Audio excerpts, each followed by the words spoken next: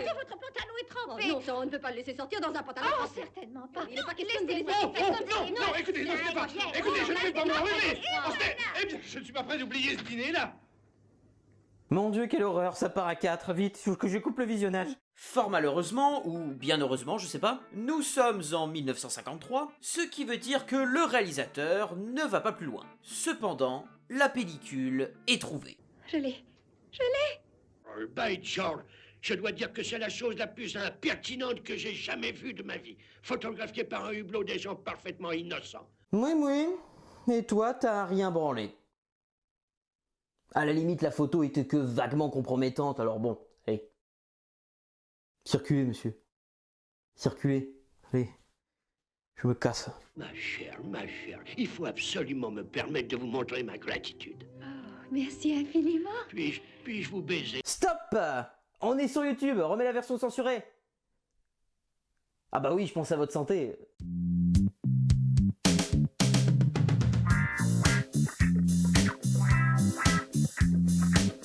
Évidemment, vous vous doutez bien que ce qui intéresse notre blonde, c'est une fameuse tiare de diamant qui appartient en revanche à Lady Big Mac. Ce qui ne posera pas de problème longtemps, car très rapidement, Minet lui dit « Ok ».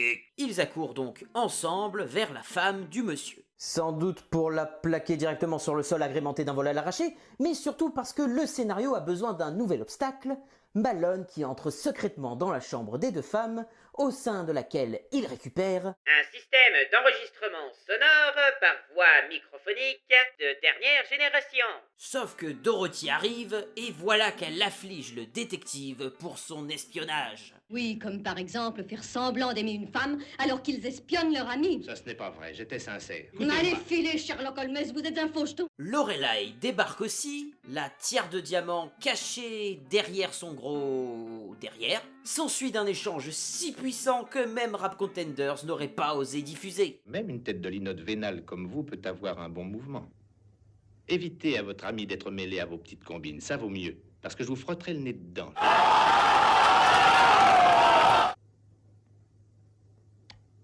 Réfléchissez-y. Est-ce que tu veux entendre une chose idiote?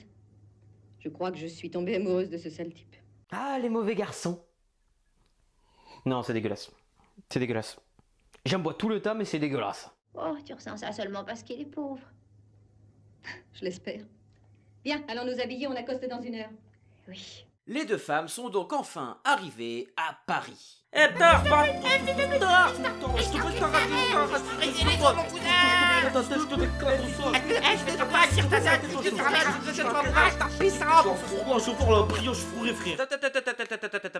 Quoi?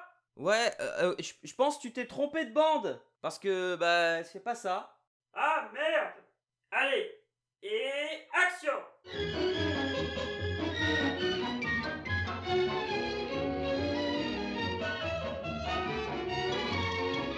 Ah, ben voilà, on est en France.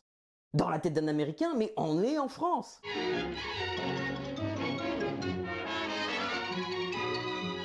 Oui, les filles, c'est une terrasse de restaurant. Oh, regardez, des gens qui mangent à l'extérieur, en sécurité.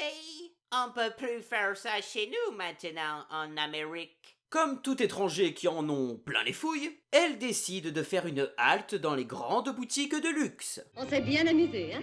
Oui, c'est la première fois que je fais des emplettes sans un homme derrière moi. What he says? C'est trop bien. C'était tellement nécessaire. Après avoir confié une feuille A4 en guise de billet à celui qu'elle appelle chauffeur, elles arrivent dans leur hôtel, sachant qu'off course, tous les Français qu'elles vont rencontrer parlent un anglais absolument parfait dans la version originale. C'est pas comme si on découvrait que réalisme et Hollywood ne sont pas forcément compatibles. Do you like pineapple? Malheureusement, le plaisir est de courte durée car le détective Malone, ainsi que Lady Big Mac, les attendent pour leur demander de rendre absolument tout de suite la tiare endiamantée, sans quoi ils leur colleront un procès à leur gros cul. Cette personne est Mademoiselle Lee. Oh, mademoiselle Lee, Oh putain, merde, j'en étais sûr. Oh putain, non, parce que... Il faut me comprendre. Pourquoi tous les comédiens qui portent des lunettes ont besoin, dès qu'ils fucking bougent, de les tenir comme ça.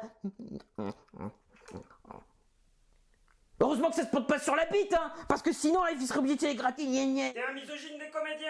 Ce terme n'existe pas. Enfin, bref.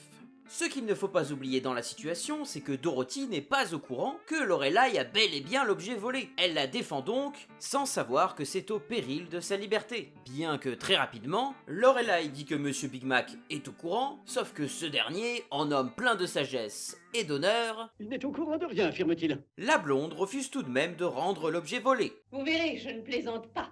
Vraiment? Avec le chapeau que vous portez? Oh!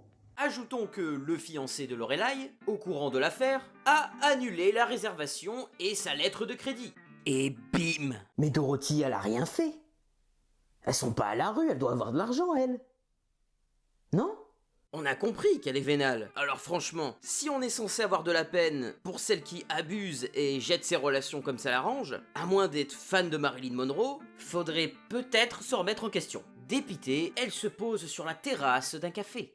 Ok, on la joue full drama, mais la blonde, elle est triste de plus avoir d'argent et ou d'avoir perdu Gus Esmond, son copain.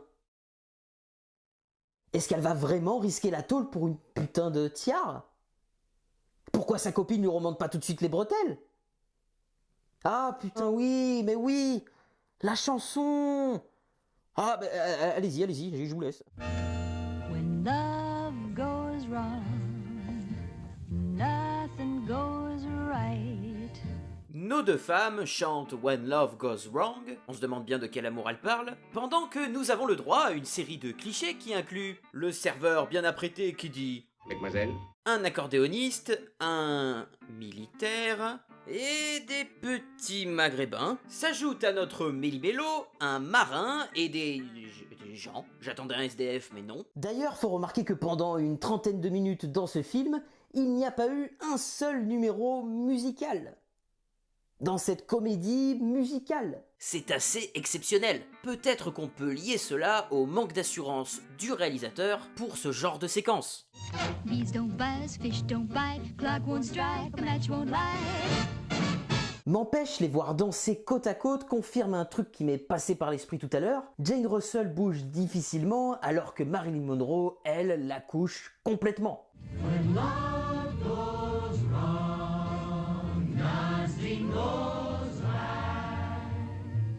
Une ellipse plus tard, mais sans savoir exactement combien de temps, nous nous retrouvons chez Louis, cabaret dans lequel les deux protagonistes semblent avoir trouvé célébrité.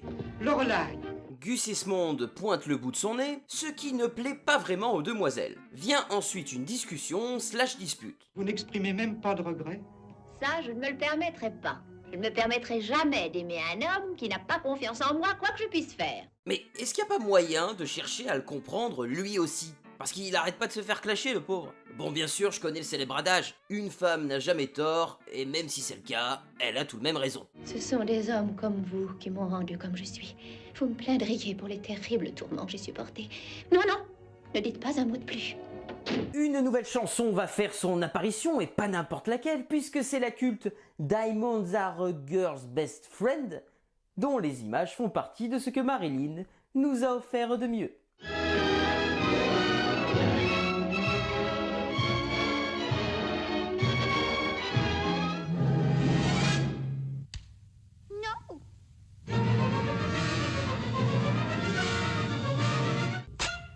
No. Diamonds are a girl's best friend. Tiffany's. Non mais, histoire de plomber l'ambiance, hein, faut être honnête au bout d'un moment, c'est quand même une chanson dans laquelle une femme célèbre sa vénalité et son matérialisme. Elle apprend notamment aux jeunes filles qu'il vaut mieux devenir la femme d'un patron, dont l'entreprise est au top à Wall Street, qu'avec n'importe qui d'autre, car au moins il pourra vous offrir des saphirs et d'autres bijoux qui pourront les ravir. Voilà les princesses 2.0. Maintenant on est passé au 3.0.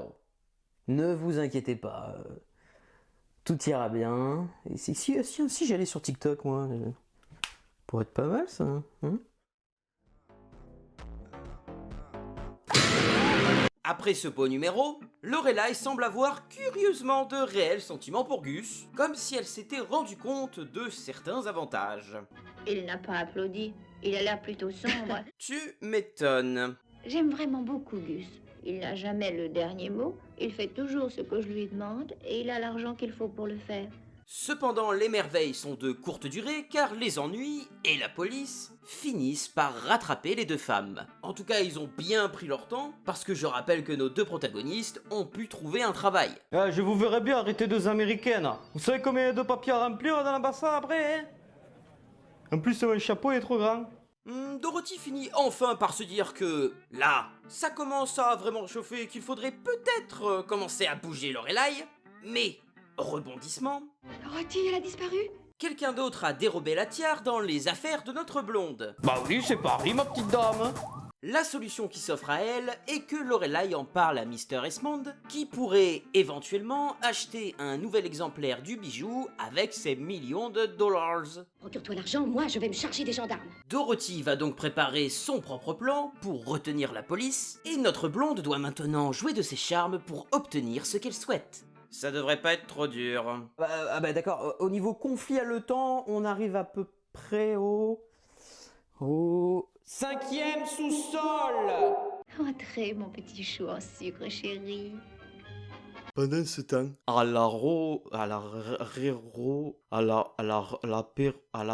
l'apéroport. Nous revoilà aux côtés du détective Malone, qui vient accueillir Mr. Esmond Senior, qui espère bien taper un point supplémentaire sur la table. Par chance, il se trouve que le scénario se rend compte qu'il ne doit pas dépasser les 90 pages, soit 90 minutes, tel devait être le souhait de la production, et pour ce faire, il serait plus intelligent que Mr. Big Mac apparaisse comme sorti des fesses d'un cacatoès. Mais je crois que je vais bosser dans la poésie, hein, pour de vrai. Dites-lui que je regrette, mais que je n'avais pas le choix, que j'ai fait ce que j'ai fait parce que je ne pouvais pas faire autrement. Elle comprendra, elle connaît ma femme.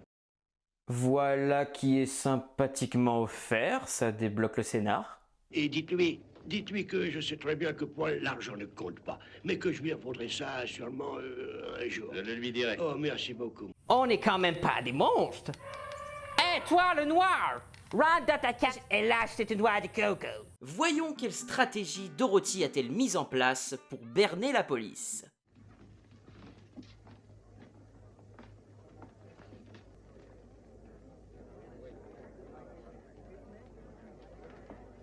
Je vous en prie, Monsieur le Président, laissez-moi réfléchir. Vous êtes tellement plus intelligent qu'une pauvre fille comme moi. En effet, Dorothy a eu la fougue et l'élan comique réussi, je dois dire, de se grimer en Lorelai. Et pas seulement, puisqu'il s'agit aussi de reproduire sa tessiture de voix, ses gestes et son vocabulaire. Une séquence, ma foi, drôle et réussite, dans laquelle, tout de même, quelques personnes, dont l'assureur de Lady Big Mac, questionné sur sa myopie, se doutent d'un possible traquenard. Vous êtes bien Mademoiselle Lee. Attendez les gens, c'est le myope qui se doute d'un problème visuel? C'est le mec qui voit le moins bien de toute l'assemblée qui se demande s'il n'y a pas un problème chez l'accusé? Attendez! Il me semble avoir vu quelque chose de suspect. Vous m'avez déjà entendu chanter. Non, je n'ai jamais eu ce plaisir. Oh, merci, c'est gentil. Clin d'œil, ravageur, baise-main. Évidemment, le film se rappelle qu'il manque un peu d'absinthe à son cocktail, et Dorothy se lance dans un acte purement exhibitionniste, sans doute dans le but de précipiter la suspension de la séance. Quartier! À ce moment même, Malone et Mr. Esmond Senior arrivent pour observer le spectacle. La Vendôme, livrez mon secret! C'est bien compris, ça suffit. Qu'elle aille à la barre des témoins. Yahoo! Et que tous les autres reprennent leur place. C'est-à-dire, la suspecte s'est dévêtue expressément en enlevant ses vêtements. Ainsi, nous n'avons pu intervenir selon les délais susdits par les collectivités territoriales. Le détective souhaite apporter des pièces supplémentaires à l'audience. Cependant, Dorothy, enfin Lorelai, lui coupe l'herbe sous le pied avec une déclaration. Il y a un certain jeune homme que Dorothy aime bien. Et Dorothy n'adressera plus jamais la parole à cet homme s'il fait quelque chose pour me nuire à moi. Alors, je pense qu'il vaudrait mieux que ce jeune homme sache qu'il sache que Dorothy croit qu'elle l'aime. Monsieur Esmonge démissionne. Quoi? J'abandonne l'affaire. Vous ne me devez pas un centime. Mais qu'est-ce qui vous prend? Est-ce que vous devenez fou? Monsieur le Président, j'ai changé d'avis. Quoi? Je n'ai rien à dire. La blonde révèle que la coiffe de diamant était bel et bien un cadeau de Monsieur Big Mac, mais que celle-ci n'est plus en sa possession. Tony a ensuite la tendresse de sauver les deux femmes en amenant la police à Merde! Enfin, à l'endroit où les avions y décollent. Pour que Monsieur McDo, décidément encore là, suite à la gastro fulgurante du pilote pour le vol Paris-Johannesburg, le décollage aura 3 heures de retard. Sapristi! La tire de diamant se trouve avoir été volée par Monsieur Big Mac Frites Coca en maxi à jeter les sauces mais pas ketchup. Un échange des plus cocasses se déroule ainsi sous nos yeux. Mademoiselle Lee? Merci, Monsieur le Président. Merci. Maître Grottier? Merci, merci. Sir Francis Bigman? Merci. L'audience est levée. Mais il n'y a pas 5 minutes, vous promettiez de m'épouser. Bonjour, papa. Bonjour, mon fils. J'ai pris mon parti. Je vais l'obliger à m'épouser. En voilà une idée formidable. Oh, Dieu vous bénisse, c'est magnifique. C'est probablement d'elle qu'il s'agit. Américaine? Oui, sauf du côté de mon père et de ma mère qui sont irlandais. Je sais pas si elle le fait exprès comme le pensent certains critiques, mais en tout cas, Alain, c'est naturel pour dire des conneries. Sauf que si Papa Esmond est si content, c'est parce qu'il pense que Lorelai Lee était plutôt avec lui lors de l'audience, je vous rappelle le subterfuge, et qu'il se trouve donc, maintenant, face à une autre femme. Monsieur Esmond, c'est moi Lorelai Lee. Il est un peu tôt pour commencer à taquiner votre beau-père. Je n'ai pas mon permis de conduire sur moi. Ah, ma misogynie veut répondre. Alors, le chapitre Les femmes et la conduite... Heureusement, grâce à une petite astuce, Papa Esmond est d'autant plus dans le flou, mais revient sur ses premières idées. Pas de mariage. Il est même lucide. Non, vous pouvez faire croire à cette âne que vous l'aimez, mais moi je ne le croirai jamais. Mais Lorelai a plus d'un tour dans son sac en diamant. Parce que je l'aime vraiment. Certainement, pour sa fortune. Non, je veux l'épouser pour votre fortune. Tu vois? Oh, Elle a même un deuxième tour. vous avouez que ce n'est que l'argent que vous visez. Mais pas du tout. Vous ne savez pas que pour un homme, être riche, c'est comme être jolie pour une femme. Et si vous aviez une fille, vous voudriez certainement qu'elle soit la plus heureuse des femmes et qu'elle ait ce qu'il y a de mieux au monde. Pourquoi serait-ce un crime pour moi d'en vouloir autant? Voilà un discours problématique, mais qui comporte tout de même une part de vérité. Oh non, les féministes arrivent, vite! Dites, on prétend que vous êtes stupide. Vous ne me semblez pas stupide du tout. Je peux être intelligente quand c'est important, mais ça ne plaît pas à tous les hommes, à part Gus. C'est mon intelligence qui l'attire vers moi. Oui, sans doute, une intelligence physique. Esmond Senior se questionne, mais un questionnement qui sera vite élucidé lors de la séquence finale, où, pendant le voyage retour, nous assistons à des noces communes. Cette histoire va finir par deux mariages.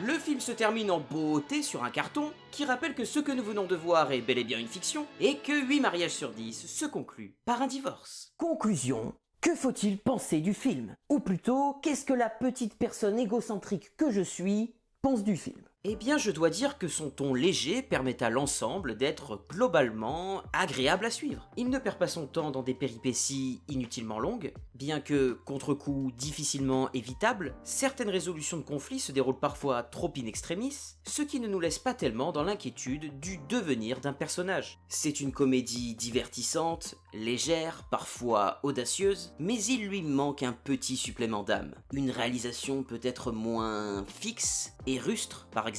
Il manque un contraste, celui entre le rire et des sentiments plus difficiles qui auraient pu générer davantage d'empathie pour les personnages. Les thématiques abordées le sont en surface, l'humour n'est pas forcément le plus complexe que l'on ait vu, les relations entre les personnages ne vont pas jusqu'à devenir un portrait d'une société mondaine, bref, Tout cela en sachant qu'à chaque chose que je viens de citer, le but du film ne s'y trouve pas. Et c'est ok, vraiment. Je souhaite juste tempérer mon retour en étant objectif. À noter que le style hawksien n'y est pas pour rien dans mon analyse, car il se veut très distancié. La caméra est souvent éloignée des personnages, sur des valeurs atteignant rarement le gros plan, elle est souvent maintenue à hauteur d'épaule ou des yeux, afin qu'il n'y ait aucun moyen de discerner un quelconque jugement moral. On ne s'indigne pas, on ne salit pas, on constate simplement et posément. Néanmoins, c'est un long métrage qui mérite le détour, pour sa place certaine dans l'histoire du cinéma, incarnant ce que furent les grands débuts de la gloire Marilyn Monroe. Si j'analyse bien l'humour de ce film, je crois juste de dire qu'il est pluriel. Je vais t'expliquer, t'inquiète pas. Il peut être sophistiqué, mais aussi absurde, burlesque, et peu subtil. Ces deux filles ont de quoi flotter. Disons qu'il est décomplexé. On rigole en premier lieu de l'oisiveté mondaine, du matérialisme des gens fortunés, notamment grâce à certaines piques révélatrices de Dorothy Shaw, qui par conséquent amènent la contradiction à Lorelai, qui ne jure que par le gain. Le film joue et rigole avec la vénalité du personnage interprété par Marilyn Monroe, qui préfère se réaliser à travers les billets d'un homme riche, à l'aide unique de sa beauté. Voilà qui devrait énerver la plupart de nos collègues féministes. Heureusement qu'il y a sa copine brune. Notons tout de même que dans ce long métrage, ce sont souvent les personnages féminins qui dominent dans leur rapport aux hommes. Nous voyons que c'est avant tout les femmes qui détiennent les clés d'une relation amoureuse avec eux, la beauté jouant un grand rôle. Ah, c'est Hollywood, ma petite dame. Le titre « Les hommes préfèrent les blondes » est presque un euphémisme. Le film aurait aussi très bien pu s'appeler « Les hommes préfèrent Marilyn »,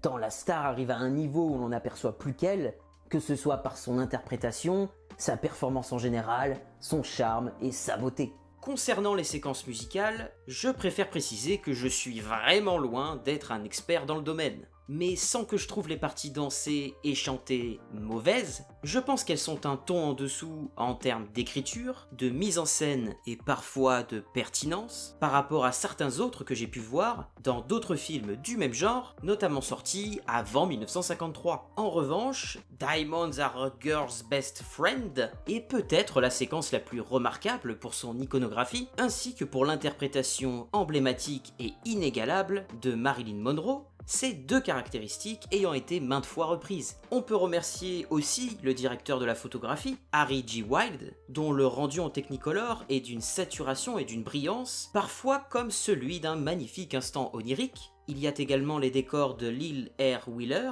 et Joseph C. Wright, ou encore les costumes, ayant en vedette la robe rose de Monroe, confectionnée par Travilla. J'attire d'ailleurs l'attention vers un passage précis, à savoir celui où Dorothy doit devenir Lorelai, et tenter de reproduire sa performance dans Diamonds Are a Girl's, bref, t'as compris. On est d'accord? Premier point, Dorothy n'y arrive pas. Autant scénaristiquement que visuellement, la danse et le chant sont rapidement stoppés. Conclusion, elle ne peut égaler son amie. Deuxième point, et c'est ce qui est le plus intéressant, celui de voir une telle star comme Jane Russell devoir se substituer à une jeune actrice encore peu connue comme Marilyn Monroe. Le cas inverse aurait été plus logique, si on s'en tient à la renommée des comédiennes. Mais non, et c'est visible, l'une des futures icônes du XXe siècle, elle, est magnétique. Ainsi, est-ce qu'on peut y lire, symboliquement bien entendu, un aveu d'incapacité à faire mieux, ou même autant? Finalement, la blonde est partout, même en son absence. La presque inconnue Marilyn Monroe est devenue l'excellence que l'on tente vainement de copier, car personne ne peut faire mieux, ni l'égaler, pas même la star Jane Russell. Best friend.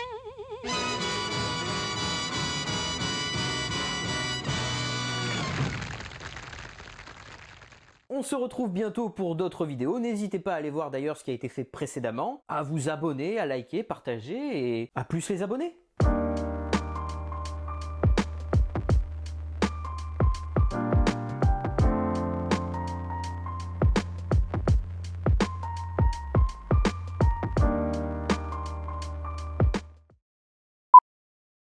Alors c'est très simple, aujourd'hui nous allons voir comment bien tenir son arme.